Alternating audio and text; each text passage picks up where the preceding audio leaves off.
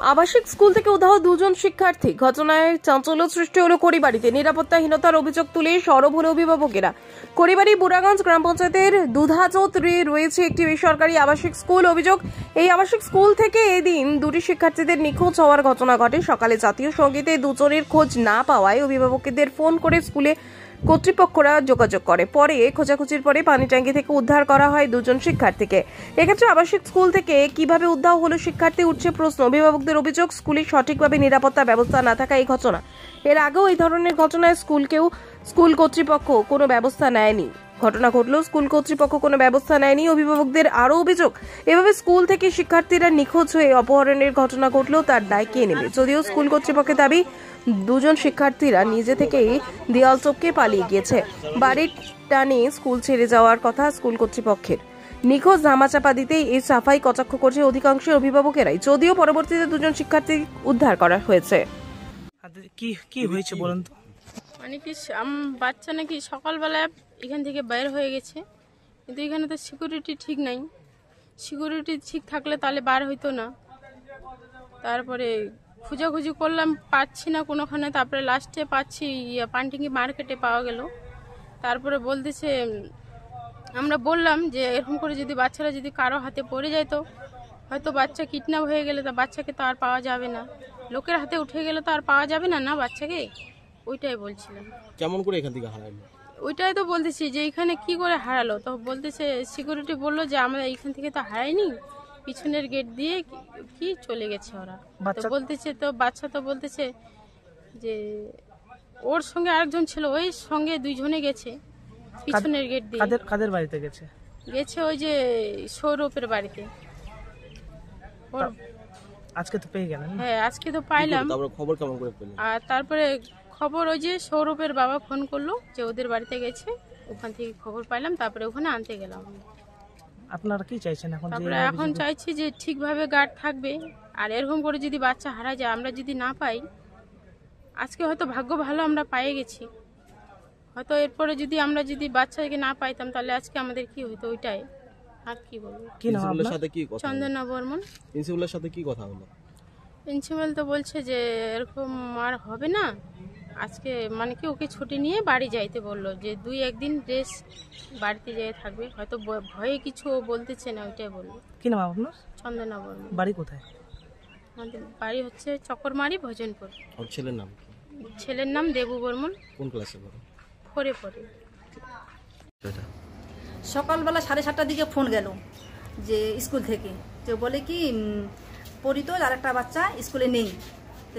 Madam, দিদি, আমরা তো ঘুরতে বের হয়েছি, যে খোঁজার জন্য বের হয়েছি।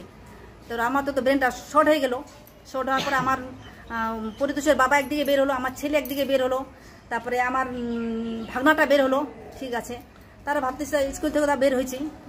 তারপরে যখন আমি মার্কেটে বের হলাম, যে মার্কেটে একটু খুঁজি, তখন দেখি দুটো বাচ্চাই 10:30টার দিকে বাড়ি পৌঁছা গেল। তারপর আপনি কি করলেন? তারপরে আমি বললাম যে তাহলে যখন পৌঁছাগে তাহলে ম্যাম স্কুলে ফোন করি। স্কুলে তো ফোন করলাম যে ম্যাম, দুটো বাচ্চা তো বাড়ি চলে আসছে। তারপরে স্কুল থেকে গিয়েছিল? তারপরে স্কুল থেকে ম্যাম গেল, ম্যাম আর ওই যে ওই বাচ্চাটার গার্জিয়ান গেছে। তারপরে স্কুলে নিয়ে আসছে। তারপরে বললো যে ঠিক আছে তাহলে স্কুলে। তখন আমার ছেলে, আমরা স্বামী স্ত্রী আর মানে সবাই চলে আসলাম। বাচ্চারা কেন গেছিল, কি বললো বাচ্চারা?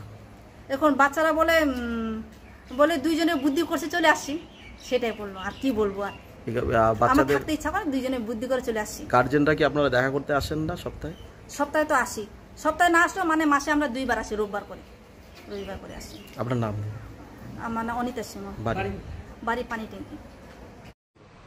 কি হয়েছিল বলতে, সকালে আমাদের অ্যাসেম্বলি টাইমে অ্যাসেম্বলি করার সময়, অ্যাসেম্বলি করতে গিয়ে বাচ্চারা যখন ওই আজকে বৃষ্টির কারণে বারান্দায় হচ্ছিল, তো তখন দেখি যে দুটো বাচ্চা একটু শর্ট হচ্ছে কাউন্টিং করতে গিয়ে। তো তখন আমরা সঙ্গে সঙ্গে রুমের মধ্যে দেখি বাচ্চা দুটো নেই। তো সিসি ক্যামেরার সঙ্গে সঙ্গে আমাদের প্রত্যেকটা রুমের মধ্যেই সিসি ক্যামেরা রয়েছে। সিসি ক্যামেরা চেক করে দেখা যায় যে দুটো বাচ্চা দেওয়াল টপকে চলে গেছে। তো তারপর সঙ্গে সঙ্গেই আমরা বেরিয়ে পড়ি, গাড়ি নিয়ে আমাদের টিচাররা বেরিয়ে পড়ি, এবং আমি সেই দুটো গার্জেনকে, বাচ্চাকে যখন আইডেন্টিফাই করলাম সিসি ক্যামেরায়, তো তার গার্জেনকে ফোন করা হলো একজনকে। তো গার্জেন বললো যে, গার্জেনকে জানালাম যে এরকম বাচ্চা চলে গেছে, দুটো বাচ্চা আপনার। তো তারপর আমরা সঙ্গে সঙ্গেই ওই মানে বাচ্চা বাড়ি চলে গেছে। তো আবার সঙ্গে সঙ্গে গিয়ে বাচ্চাকে বাড়ি থেকেই নিয়ে আসা হয়েছে। কিন্তু অভিভাবকদের অভিযোগ রয়েছে যে নিরাপত্তায় খামতি রয়েছে, তাই বাচ্চারা পালিয়ে গেছে। না, নিরাপত্তায় খামতি নেই। আমরা প্রত্যেকটা রুমে কেয়ারটেকার দিদি রয়েছে, সিসি ক্যামেরা রয়েছে, আমাদের গেটম্যান দারোয়ান দাদারা 24 ঘন্টা দুজন আমাদের সঙ্গে থাকছে, প্লাস আমরা টিচাররা রয়েছি। এরকম খামতি তো নেই। এবং গার্জেনদের আরেকটা অভিযোগও রয়েছে যে ছোট ছোট শিশু তারা কি করে দেওয়াল টপকে গেল, তবে কি মদত ছিল কারো? না, এই সমস্ত মানে ভুল কথা, এই রকম কিছু নয়। আসলে ছোট বাচ্চা একটু দুষ্টুমি করতে গিয়ে হয়তো বাড়ির কথা বা মায়ের কথা মনে পড়েছে, তার জন্যই তো আমরা সঙ্গে সঙ্গে সিসি ক্যামেরা চেক করে সঙ্গে সঙ্গেই বাচ্চাকে বাড়ি গিয়েছিল, বাড়ি থেকে নিয়ে আসা। অভিভাবকদের একটা অভিযোগ রয়েছে, এইভাবে যে যদি দেওয়াল টপকে যায়, কোনো যদি দুর্ঘটনা ঘটে যেত, তাহলে এই দায়িত্ব কে নিত? না, এই রকম পূর্ব কোনো অভিজ্ঞতা আমাদের নেই। আর আমরা 24 ঘন্টায় যেহেতু বাচ্চাদের সুরক্ষার জন্য রয়েছে, আমি আপনাদেরকে বলছি মানে ভবিষ্যতেও এরকম কোনো ঘটনা ঘটবে না বলে। এই যে আপনার নাম, পদ? আমার নাম মনোরমা দেবনাথ। পদ? আমি বর্তমানে স্কুলের ইনচার্জের দায়িত্ব রয়েছি। ঠিক আছে।